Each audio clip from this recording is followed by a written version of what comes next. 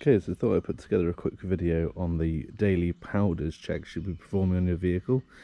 I have here one of the charity's blood bikes, but this check would be done on all vehicles, all bikes that you intend on riding before you ride them.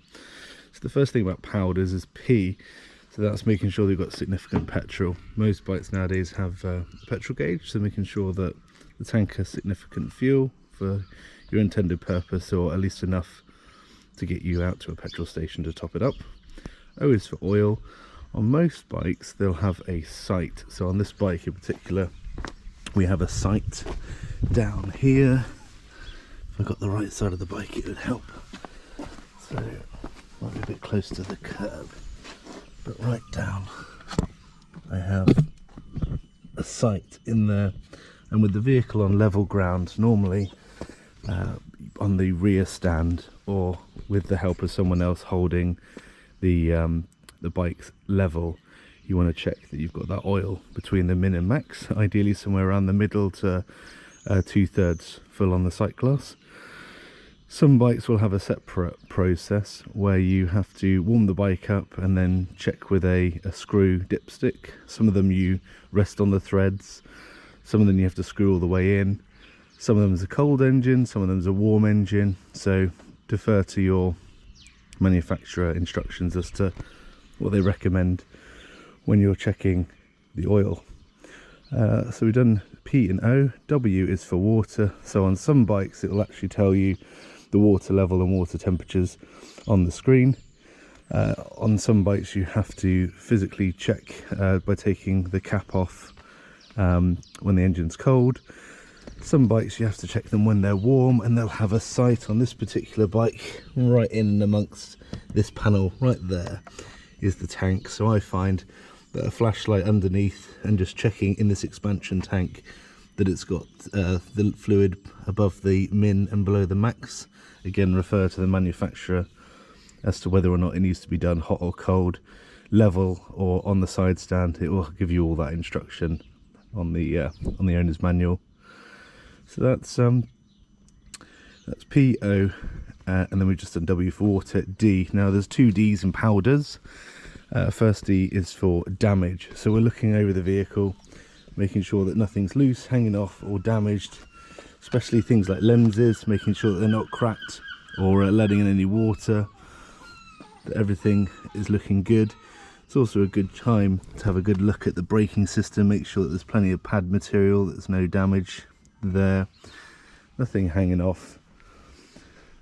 If you've got additional accessories, like we've got the pole light on the blood bike, making sure that's all nice and secure. Make sure that the panniers are secure and that they're locked, ready for you to ride. So if there's any damage, that's what we're looking for under the first D.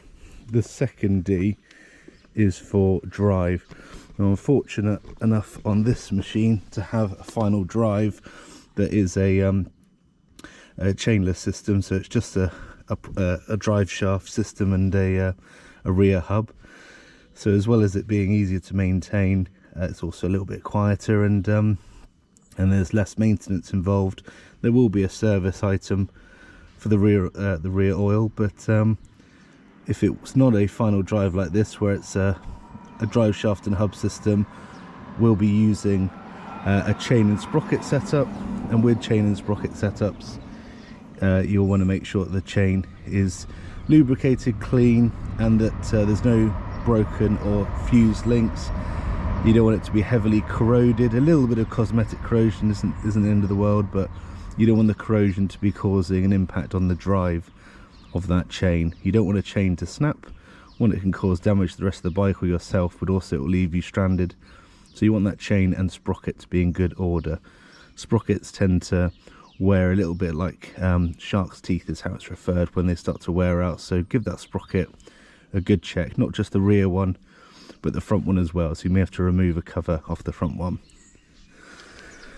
So that was D. E for electrics. So on this bike I can turn everything on and make sure everything's working properly.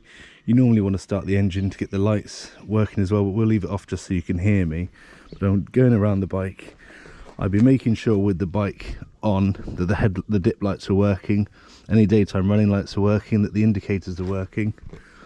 On the back, I'd either use my hand or a surface, or even a person helping to make sure that the brake lights are working, make sure that the brake levers themselves are all operational and working, and doing a static and a dynamic rolling brake test. We'll talk about those in another video, but right now we're making sure that all of the lights, any of the number plate light indicators, brake lights, normal rear red light is all working. And that's for electrics. Also to make sure that all of the, when you turn on a bike, you'll typically have a bunch of self tests, making sure that that's all working, that all the lights go out. Some bikes will hold an ABS light until you move a few feet forward, and then they'll do a self test and turn off. That's E. So POWDDER is for rubber. So first bit of rubber is often the foot pegs, making sure they're secure and in good condition. The other thing that's R, that's obvious, is the tyres. So making sure that they've got significant tread. On a motorcycle, we're looking at 1mm minimum across 3/4 of the tyre surface with no bold patches. The more tyre tread you've got, the better your vehicle will be in wetter conditions as well. That's why we've got tread. So making sure that we've got plenty of tread across the tyre surface, both front and back, that there's no damage to the tyre, no bulges, no cuts.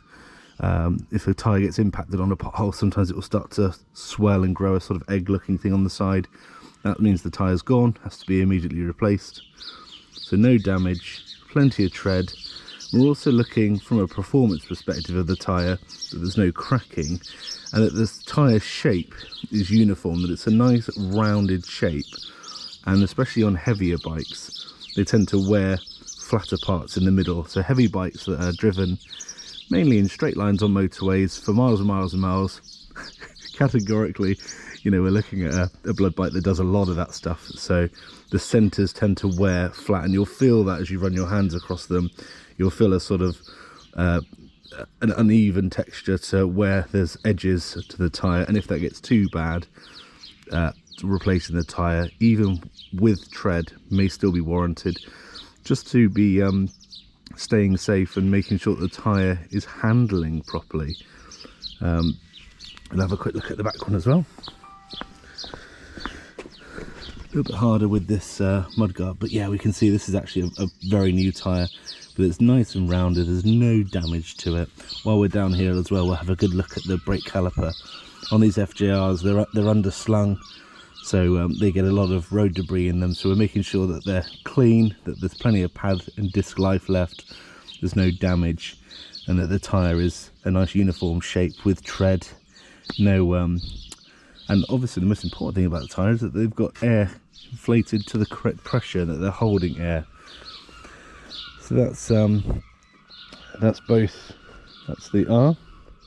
Then we move on to S. So the first thing to do with S is the steering and the suspension.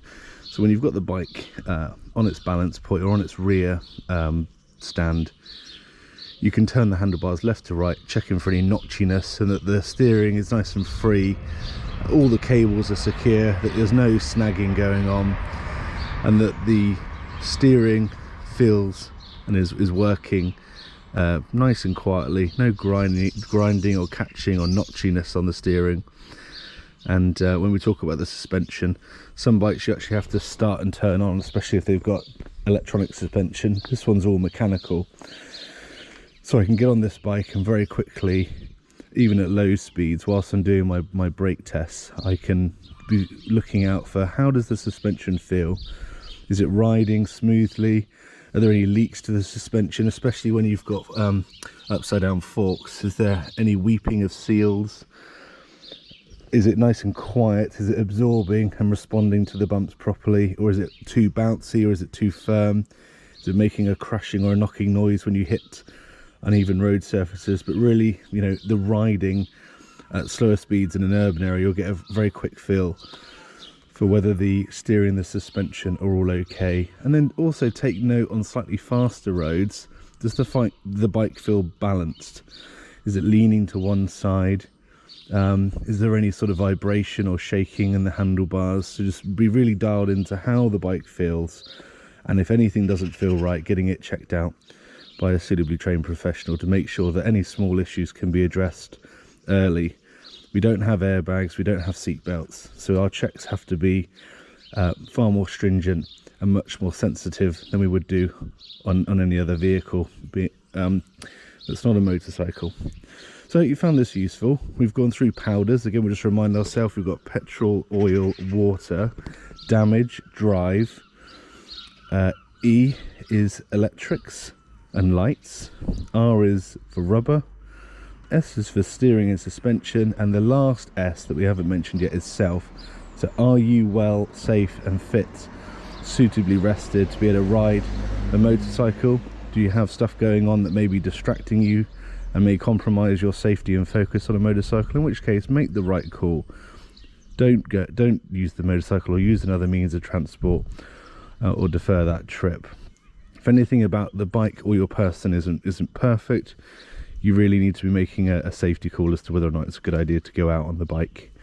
Especially important if you're under any medications, or if you haven't slept well, or if you're unwell, if there's any big events going on in your life right now that may be distracting you from focusing on riding the motorcycle. We don't have those safety nets like you do in a car or other transport, so we really have to take those things seriously and into account when deciding whether or not to ride the motorcycle today. And especially on something like this, which is an operational vehicle where you're out for long shifts at a time, you have to make a call whether, are you still fatigued from the previous shifts, the previous day's shift? Did you get back late? Was it cold, wet? Are you feeling a little bit under the weather? Really listen to what your body is telling you and how the bike is performing, and have any issues that need addressing addressed, and always have that option of saying, I'm not going to ride the bike today. That's a really important one. The best motorcyclists know when to use that card to make sure that they remain safe. Comment if there's anything that you'd like to contribute. Thank you very much.